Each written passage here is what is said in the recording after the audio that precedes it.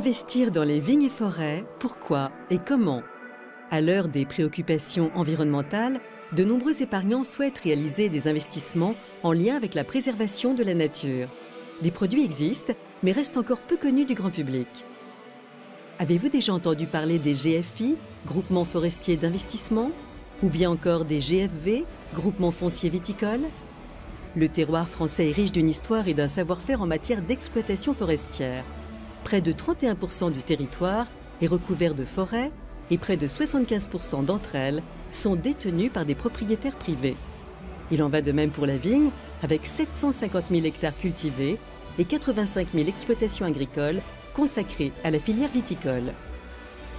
Les placements en GFI ou en GFV ont longtemps été un outil de diversification patrimoniale à destination des clientèles fortunées à la recherche d'avantages fiscaux.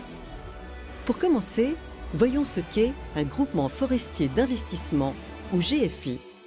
En souscrivant une part de GFI, dont le prix varie entre 1 000 et 5 000 euros, vous devenez associé d'une société de gestion agréée par l'autorité des marchés financiers et ayant pour objectif d'acheter, exploiter et entretenir des massifs forestiers. Vous ne gérez pas directement cet aspect de l'activité, qui est confié à un professionnel de la filière, mais vous devenez propriétaire d'une quote-part du patrimoine forestier du GFI. L'objectif de rendement du GFI tourne autour de 3% par an net de frais de souscription. Il est calculé en fonction du rendement d'exploitation de la forêt, vente de bois, loyer de chasse, mais aussi de la valorisation du prix à l'hectare de la forêt, qui, lui, progresse régulièrement. Pendant la durée de détention de vos parts, les revenus liés à l'exploitation de la forêt sont capitalisés au sein du GFI et lors de la cession de vos parts, vous percevez les fruits de ces revenus et la revalorisation de la forêt en elle-même. Mais attention, ils ne sont pas garantis, car l'exploitation peut être soumise à divers aléas, comme les incendies ou les risques phytosanitaires. L'intérêt de ce type de produit réside principalement dans sa fiscalité avantageuse. Le GFI permet notamment de bénéficier à l'achat des parts d'une réduction d'impôt sur le revenu comprise entre 18 et 25% du montant investi, dans la limite d'un plafond d'investissement de 50 000 euros pour un célibataire et 100 000 euros pour un couple. Mais attention, pour bénéficier de cet avantage fiscal, il faut conserver les parts de GFI pendant 5 ans au minimum. Prenons un exemple. Une personne célibataire qui investit 50 000 euros en GFI bénéficiera d'une réduction d'impôt total de 12 500 euros si le taux de réduction est de 25%. Cependant, à cause du plafonnement des niches fiscales, il pourra déduire 10 000 euros maximum d'impôt sur l'année N.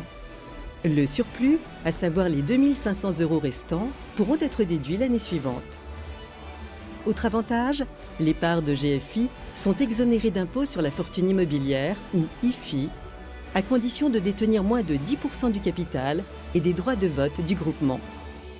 Enfin, l'atout majeur du GFI est surtout successoral, car il exonère en partie les droits de succession et donation à hauteur de 75% de la valeur des parts détenues, peu importe le montant ou le lien de parenté entre le défunt et l'héritier, tant que les parts sont détenues depuis au moins 2 ans.